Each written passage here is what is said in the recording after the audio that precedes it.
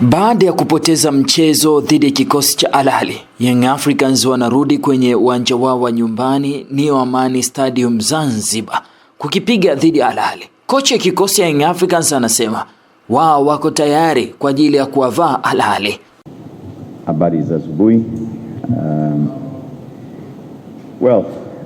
We already made our... Kwa kweli tayari tulifanya maandalizi yetu uwanjani. Sasa tunaendelea na maandalizi hayo hotelini kupitia mikutano mbalimbali. Mikutano ya pamoja, mikutano ya mtu mmoja na mikutano ya timu ili kupanga kitu kimoja. Ikiwa mechi ingefanyika leo, naamini timu ingekuwa tayari bila shaka.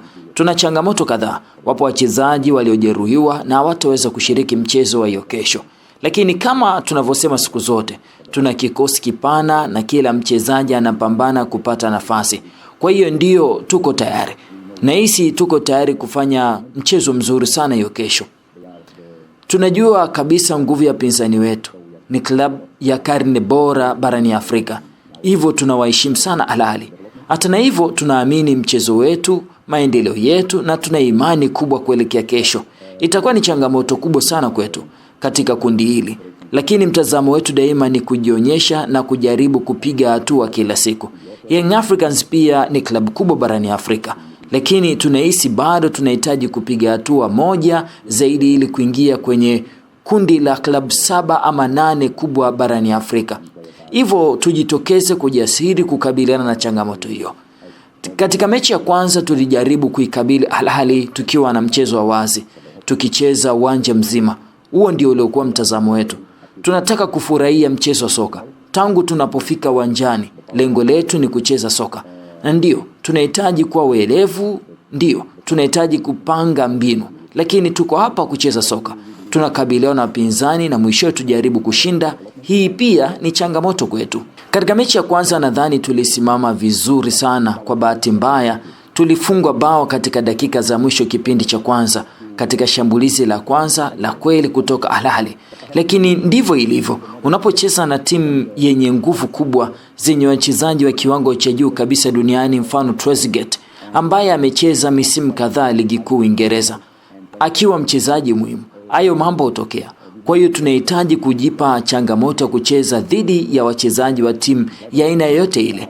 Na hisi sasa tunaendelea, tunakuwa na tunazidi kuwa na uwezo wa kucheza dhidi yao. Lakini daima lazima tuwe makini sana na kuzingatia kila undani. Kuhusu swali la pili, kwa sasa sijaelewa vizuri. Samahani.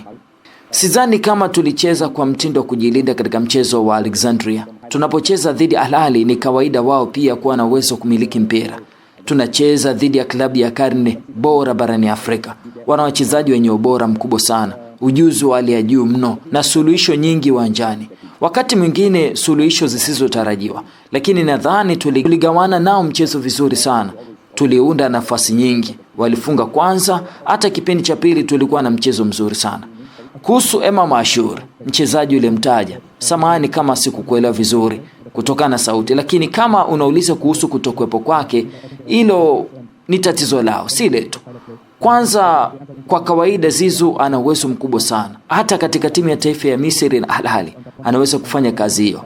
Lakini hilo swali la kumuuliza kocha wa Al Ahly, sisi tunazingatia mambo yetu wenyewe. Kwa hakika tutacheza dhidi Al Ahly, lakini lazima tufanye kazi yetu vizuri na kuzingatia majukumu yetu katika nyakati tofauti. Tunahitaji kuwa na kiwango cha juu na kuzingatia undani. Labda tofauti katika mechi ya kwanza ilikuwa ni kwamba mambo madogo. Undani kama ule wa kushindwa kumaliza mipira katika dakika za nyongeza na kipindi cha kwanza. Dakika 3 za nyongeza ndipo tukafungwa bao. Hata baada ya kurekebisha mambo, nilipomuingiza Prince uwanjani ndani ya sekunde 30 hadi 40, alifanya kosa na tukafungwa bao la pili. Kwa hiyo matokeo hayakuwa ya kufurahisha kwetu, lakini tunaamini kesho tutakuwa bora zaidi, wenye uwezo zaidi na kuonyesha kiwango kizuri zaidi.